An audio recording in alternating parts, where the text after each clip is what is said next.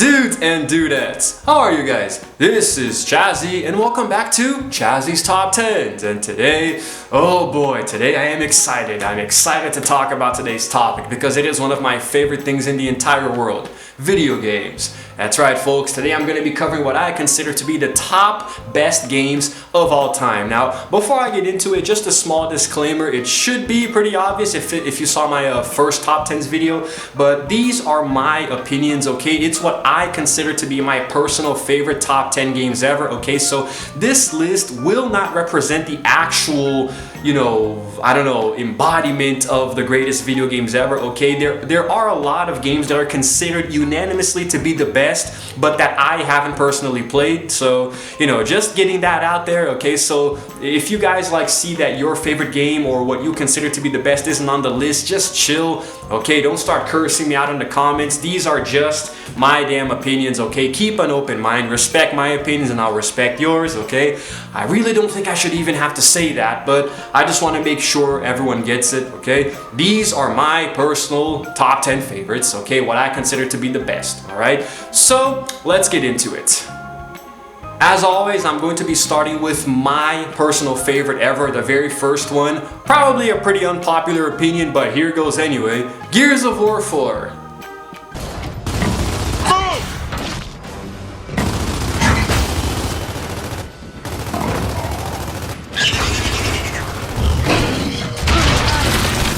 Now, if you guys have seen me playing Gears of War 4 on my channel and also watched my review about it, you're going to know that I am a very big fan of the Gears of War series as a whole.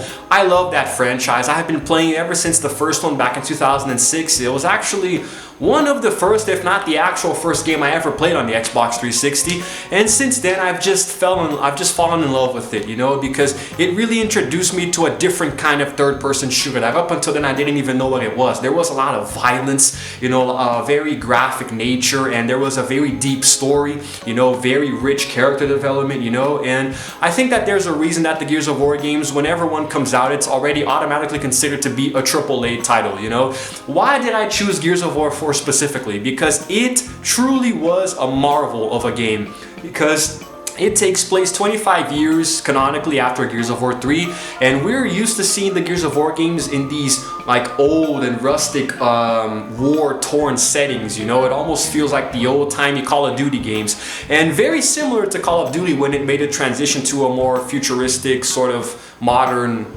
warfare. Gears of War 4 made a transition into something a little more aesthetically pleasing, everything was futuristic and technological now. We had really cool gadgets and toys, and we had robots for enemies, so it's sort of it's the same thing that we're used to. It's the same familiar formula of Gears of War, but with a more modern take, and the story was insanely deep. It was very, very dramatic. It actually almost made me cry at one point when I thought that Marcus had died, And speaking of which, bringing back characters that we know and love, but a lot older now, but with their same personalities, that was really cool, And it was a pulse-pounding journey, from campaign to versus to horde, just everything was amazing, and I could still play Gears of War 4 today and still have a lot of fun, That game is definitely going to be aging very well.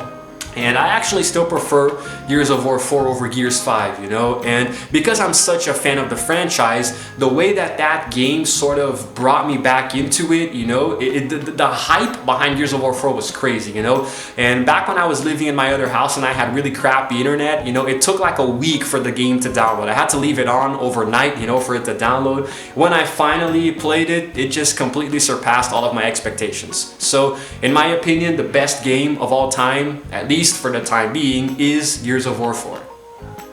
Next is one of the oldest games on this list, and it's on here more for the nostalgia than the actual playability, Super Mario World.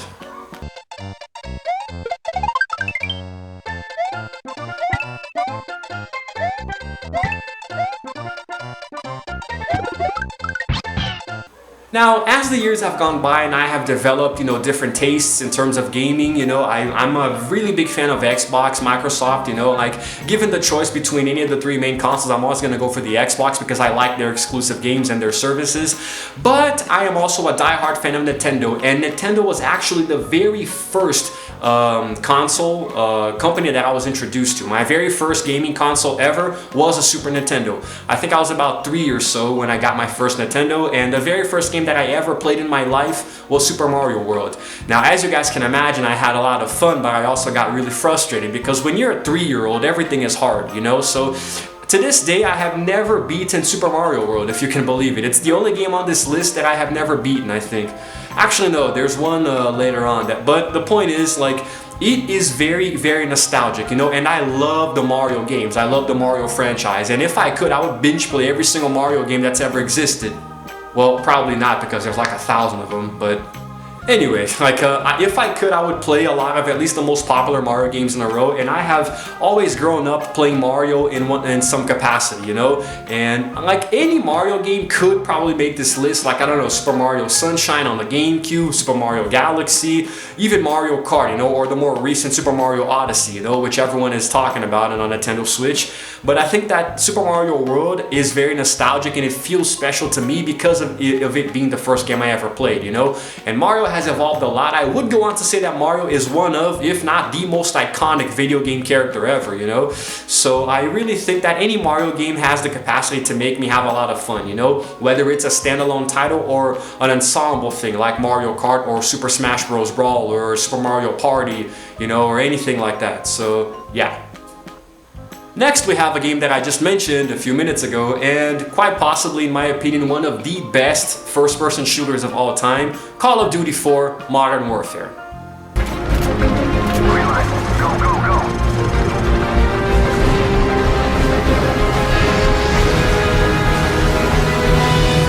Weapons free.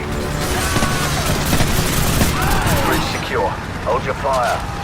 Now, the Call of Duty games have always been centered around those old-timey historical World War stories, we've always played through World War I, World War II, this war, that war, all those old combats that we already know about because we studied history back in school.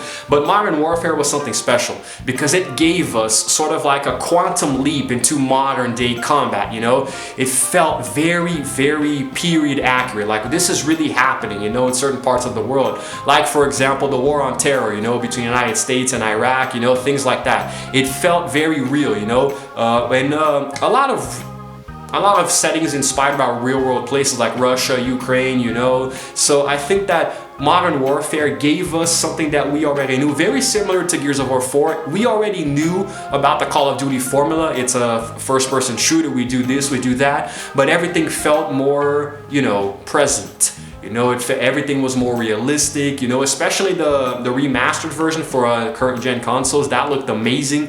But the first game that came out in 2007 was really something special, Modern Warfare 2 and Modern Warfare 3 were also really cool, but you honestly can't beat the first one, Modern Warfare took the world by storm, and the single player campaign was really, really visceral, very deep, very dramatic, a lot of really epic scenes, especially the end. And to this day, Call of Duty 4 Modern Warfare on veteran difficulty is one of the hardest games I have ever beaten, really crazy, and I had to do it by myself, you can't play that the campaign on co-op, so it's crazy. It was crazy, a lot of people played online too to get all those prestige things. Call of Duty kind of got stale a little bit after that. It already was stale before, because everything before Modern Warfare was just World War, World War, World War, World War, and everything after that was just, Black Ops and Advanced Warfare and Infinite Warfare and this and that and Ghosts, everything started feeling stale. But I think that the three main Modern Warfare games were very, very balanced. They gave us something that was very satisfying, at least to me. So Modern Warfare to me will go down in history as one of the best games of all time. And now we have another very old game that I also played during the time of the Super Nintendo, Donkey Kong Country.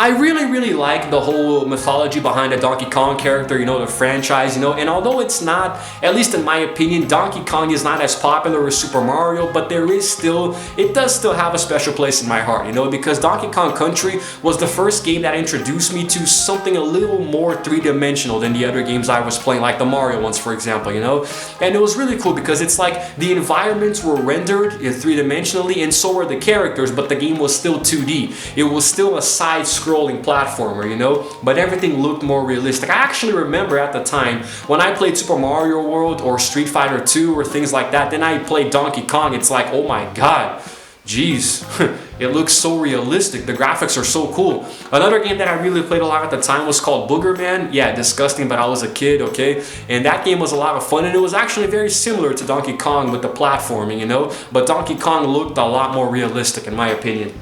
And this one was, I don't think it was one of the first games, but it was pretty old, you know, it came out, you know, at the time that I had my Nintendo. And Donkey Kong has come a long way since then, of course, but I honestly think that this one, Donkey Kong Country specifically, is one of my personal favorites.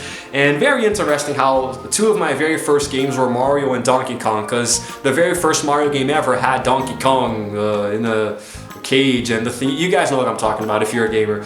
And I have a lot of very fond memories playing Donkey Kong Country, and beating it was, I don't think I've ever beaten it. I do remember getting to a few bosses. I don't know if I ever got to the final boss, but anyway.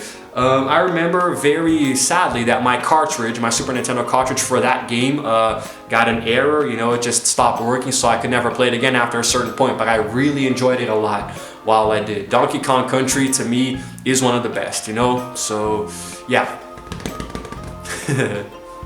Next we have a more modern game, and one of the highest rated games on this list according to, you know, a lot of different sources like Game Informer, for example, BioShock. Every day with the books. I'm not a bad person.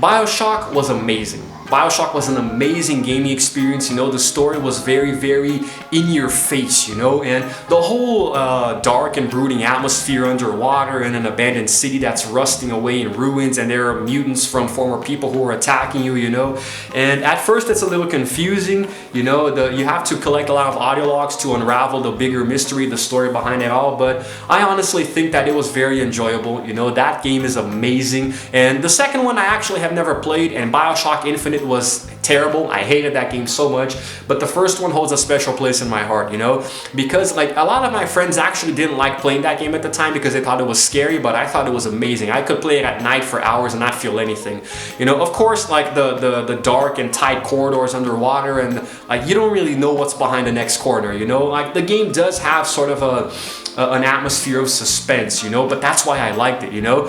And it gave me it happens in first person, but it's not exactly a first person shooter because you can use a lot of different weapons, you know, plasmids to do magic and stuff like that, you know, and then you gotta fight the big daddies and collect the little sisters, and the story is really cool, you know. The game mechanics are very easy to pick up on. There's a very streamlined learning curve, you know, within a few minutes you already have figured everything out, you know, and I have beaten the entirety of the game, I do believe 2 or 3 times, you know. This game at the time of it coming out received a lot of really high ratings, man. I don't think I saw one rating that was above like 9 or 9, that was under 9 or 9.5, you know. The vast majority of the reviews were all 10, 10, 10, 10, you know. Very well received game. And I really want to get the BioShock collection for the Xbox One to play through all 3 of them, you know. Infinite, not a big fan, but hey, if I get the collection, I might as well try to play through it again, you know. And it's been a long time since I played the first one, but to me, it's one of the best games ever. You know, that game had a very strong impact on me, and I loved it so much, still do. Okay, for this next one, we're going back a little further to the PlayStation 2, Star Wars Battlefront 2, the original PlayStation 2 version.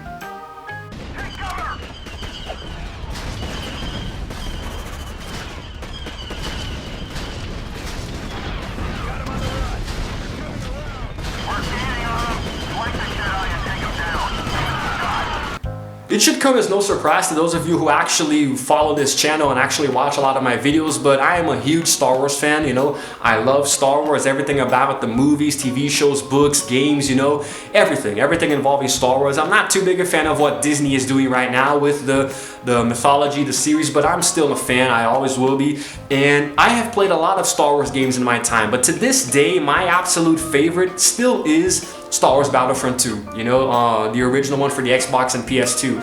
And that game is like, if you played the original Battlefront, you know, the very first one, like, it was okay, it was cool, but it was lacking a lot of things, you know, and we didn't even know exactly what it was missing until the sequel came out in 2005, you know. It gave us a lot of new mechanics, new planets, a really awesome single player campaign that was really cool. It gave us new weapons, new vehicles, new characters. We could play as Jedi and Sith now, you know, we could battle in space, you know. The game gave you so much amazing content right off the bat, you know. It was like a quantum leap, you know, light years ahead of the first game. I've been playing a lot of the current one, Star Wars Battlefront 2 for the Xbox One. I've been playing it a lot and I love it. It's a vast improvement over all the other games before it, but to this day, the impact that the original game had on me was something else, you know, because it came out right on the cusp of the release of Episode 3, Revenge of the Sith, so there was a lot of tie-in material, you know. Like vehicles and characters and maps, you know, from Episode 3, from the movie were put into the game, you know. So it felt like, well, you watched the movie in theaters and it felt like you were bridging the saga. Then you went to play this game and it felt like you were bridging it even more, you know. It was such a satisfying conclusion. I had poured so many hours into that game. I was maxed out, you know. I had all of the weapons you could have, you know. I was a beast, you know. And I don't know, if I played today, I would still have fun, no doubt, you know, really cool game.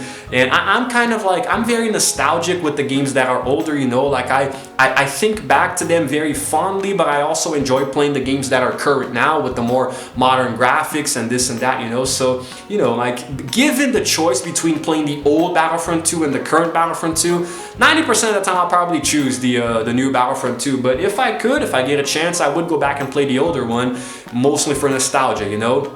That game held up a lot, man, you know. You being able to go into instant action, customizing the battles that you want, you know, the way you want, go into all these maps, you know. At the time, it was such a realistic and diverse Star Wars game, you know. To this day, to me, it's probably the best Star Wars game, you know, of all time, you know. And I haven't played all of them, you know. I haven't played, for example, the new one, Fallen Order, you know, which is getting a lot of really good reviews. So maybe I'll even change my opinion. But for now, Star Wars Battlefront 2 to me is a true classic.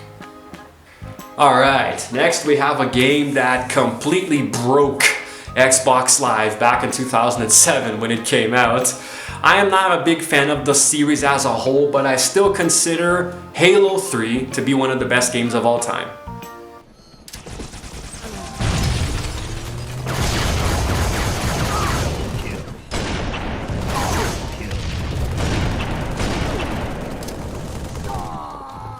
Now, right off the bat, I know what some of you are thinking. How can this guy who considers himself such a hardcore and passionate gamer not like Halo? I don't know. I really don't know. Halo is a very influential game series. The first one, Combat Evolved, that came out for the original Xbox, it pushed forward a lot of the dynamics that we see in first-person shooters today, you know? I understand that it's a very influential gaming franchise. It's very famous, you know, and like, it is very cool. There is a very nice mythology, you know, and I like space games, you know, exploring space and killing aliens and this and that, you know? But I honestly think that the Halo games are way too long and way too confusing. Most of the time, you know. And I played through the first one. Don't even remember if I ever finished it. I never played the second one, but I did play the third one, and there was a lot of hype in Halo 3 at the time, you know, because that game turned the internet upside down, you know. YouTube was still a thing back then. It was still expanding, growing into the thing that we have today, and most of the gaming content that I was being presented to, at least, were about Halo 3, because that game took YouTube by storm with things like Machinima, making parodies using in-game engines, you know. And the way that the game brought me and my friends together specifically, there wasn't one friend of mine back then who had an Xbox 360 that did not have Halo 3, you know. And even though I didn't like it too much, I still enjoyed it playing with my friends, be it online versus or the campaign, you know. And I played the campaign on Legendary with a friend, one of the hardest games I've ever beat, you know, Halo 3 on the Legendary difficulty. And it was really cool, you know, and the way that the game influenced not just the gaming community, but people as a whole, you know, bringing friends together to play and causing a lot of rage, you know, when you're playing online, you know, it had a very good effect, you know. And I don't know, I still haven't played Halo 4, Halo Guardians, you know, I've played Halo ODST, I've played Reach, I've played Halo Wars, you know. The series just doesn't really speak to me, you know, as much as, for example, Gears of War or Call of Duty, you know. But I don't know, I still think I'm not stubborn, you know. Halo 3 had a really good effect on me. I really enjoyed the game, and it just, for a few years there, I do believe it was the most played game online on Xbox Live. To this day, I think it still is, you know.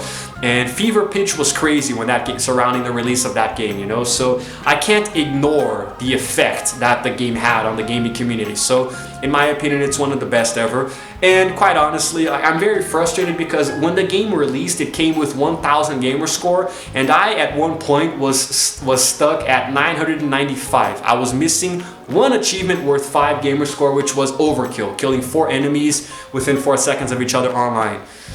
It still haunts me to this day. Oh my god. But yeah, Halo 3, Bungie, 343, Mystery's Guilty Spark.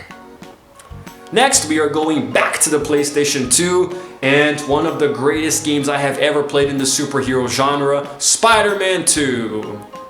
Champ, move! Is this stuff for me or you? Look out! Think about a career change. This is the part where you fall down.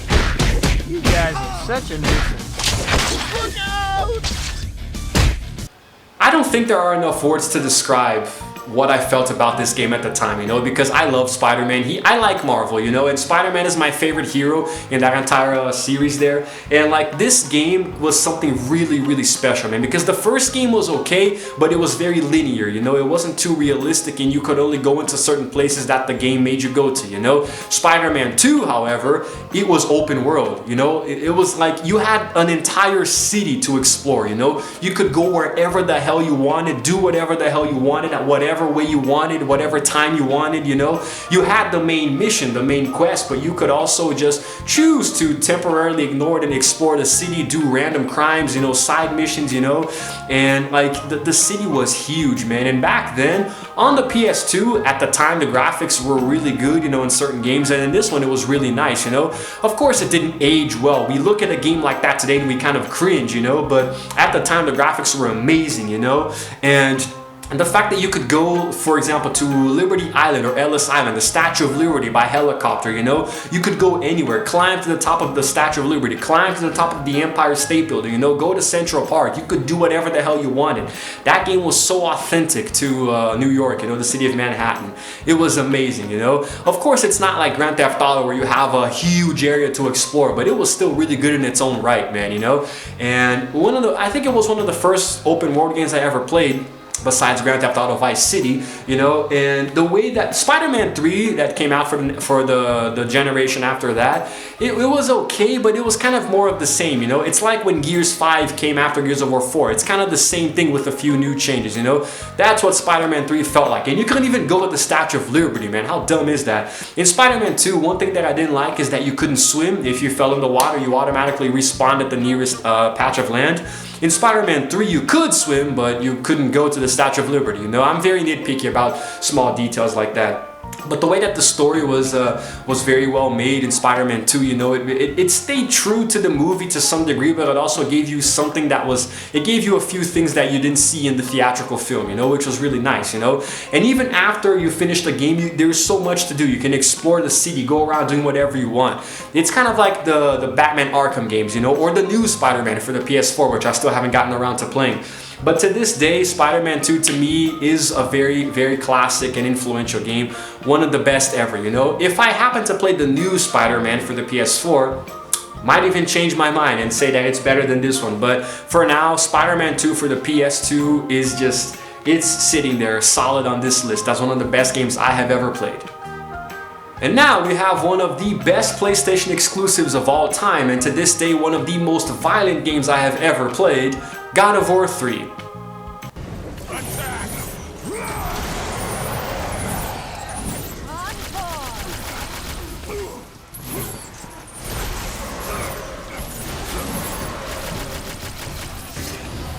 Now, I'm sure a lot of you can argue that any God of War game in the series can take a spot on any list of the best games of all time, you know? The first game was really cool, it introduced us to the series and the characters like Kratos, you know? The second game built on that even more, new mechanics, new combat styles, a lot of violence, gore, you know, you get to fight Zeus at the end, you know? And I almost put God of War 2 on this list instead of the third one, but the reason that I chose the third one is because of the conclusion, you know? And it was on the PS3, so the graphics looked amazing, you know? And like the battles were so much a larger scale now, you know, you were fighting titans and you killed Gaia by forcing her to fall down a cliff, and there's a lot of brutality, you know. There's a part where you kill Hermes, I'm pretty sure it's Hermes, the sun god, you know, where you cut off his feet and then you rip off his head with your bare hands, you know. That was intense, man. That was insanely violent, you know. And I think that before God of War 3, I had never played a game as brutal as that. Not even God of War 2 was as brutal as it, you know? And then you get to the oh, you also fight Hercules, who's kind of like your brother or half-brother, you know? And you kill him by bashing his face in, you know? It's so visceral. And of course, at the very end, you finally get to fight Zeus, who escaped from you in God of War 2. You came so close to killing him, but you missed your chance. So in the third game, I already knew that you were going to kill Zeus at the end, you know? So I just went there and I got to the end, and it was so dramatic, you know? The way you just pound on him until the screen fills up with blood and you just hear the punches off screen, you know? And it is crazy, you know, opening up Pandora's box, you know, and then Kratos kills himself, you know. I'm pretty much spoiling the game at this point, but anyway, the way that the game presented itself as being even deeper and meaningful than before, you know, and the cinematic cutscenes being so dramatic and well made, you know, and the story itself being like the stakes were higher than ever now. It was Kratos up against all of the gods of Olympus, you know, because in this game, like pretty much all of the bosses are gods, you know, you're fighting all of the gods one by one until you finally get to Zeus. So I think, and each battle is insane, like the battle with Poseidon, oh my god, that was crazy, man.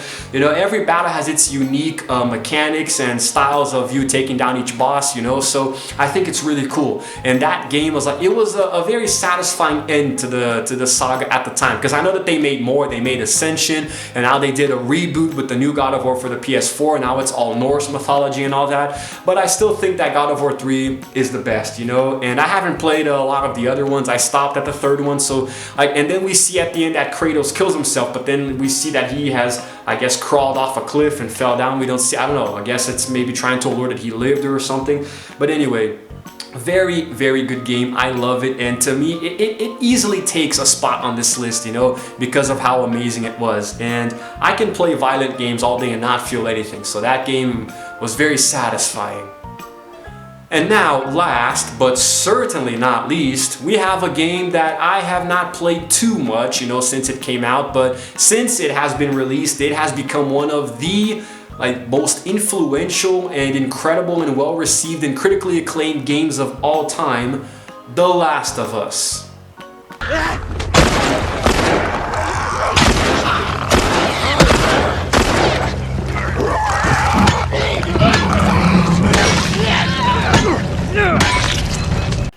Now, here's the thing.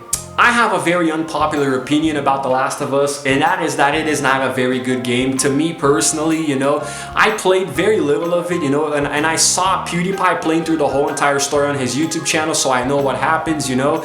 I didn't feel too much emotion, but maybe it's because I wasn't playing it myself, you know, because it's one thing for you to watch somebody play a game, but it's a whole different thing you actually sitting down and playing it.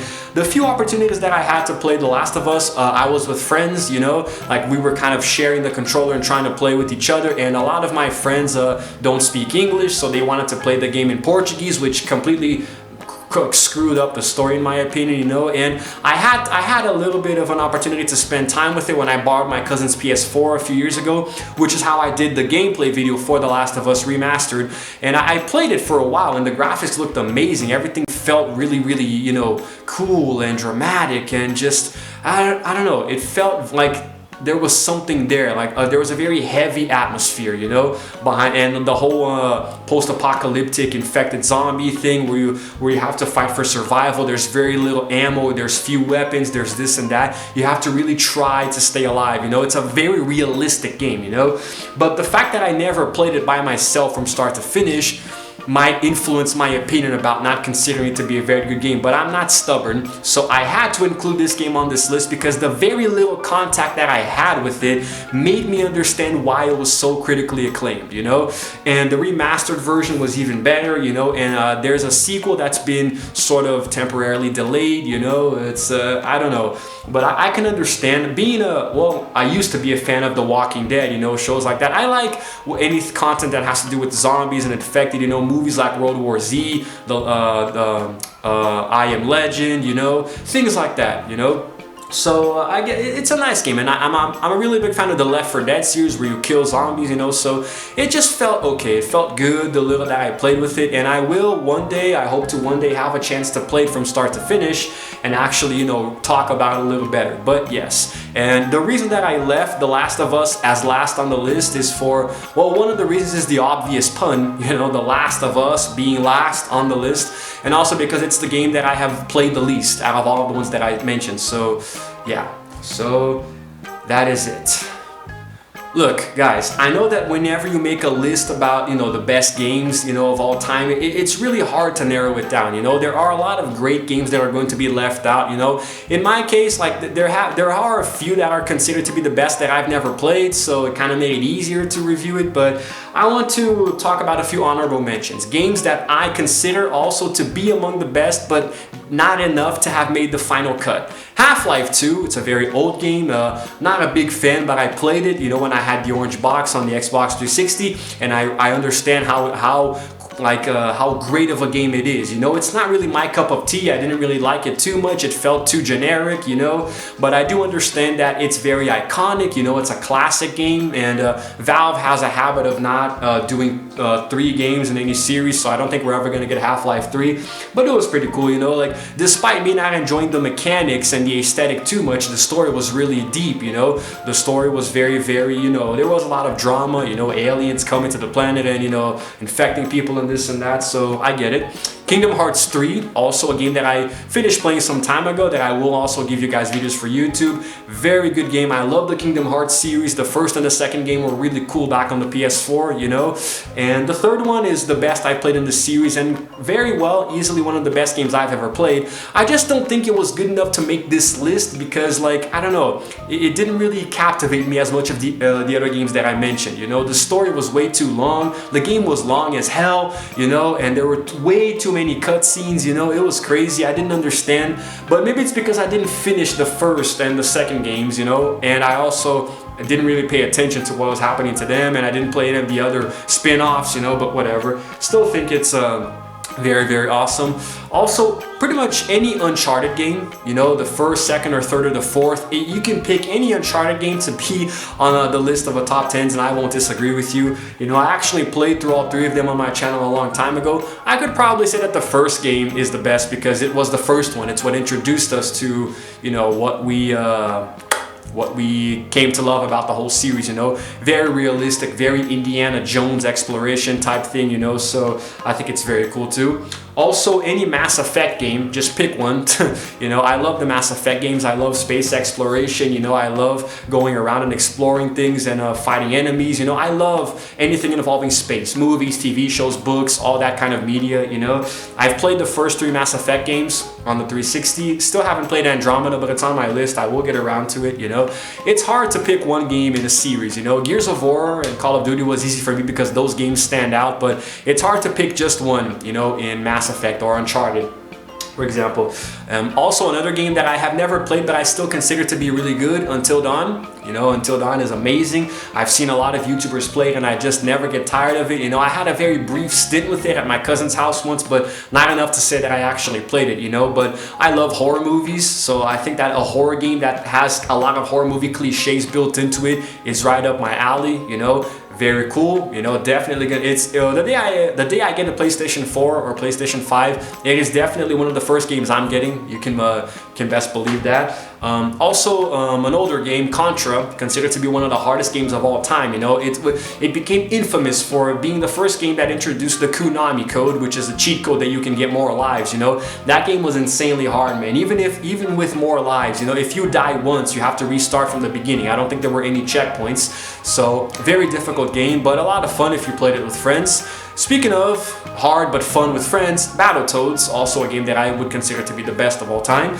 A game that was like notorious for being very difficult, you know, and if your co-op partner happened to die in a level, it would count for both of you, so you have to restart the level, you know. A lot of really hard levels, you know, like this one where you have vehicles, you gotta jump over stuff, you know. Very rage-inducing, crazy, and yeah. Another game that I consider to be very nostalgic and historic is Street Fighter 2 Turbo, because it was the first Street Fighter game I ever played, and I'm a big fan of Street Fighter. My favorite in the series is Street Fighter 4, because it's the more recent one that I got to play on the Xbox 360.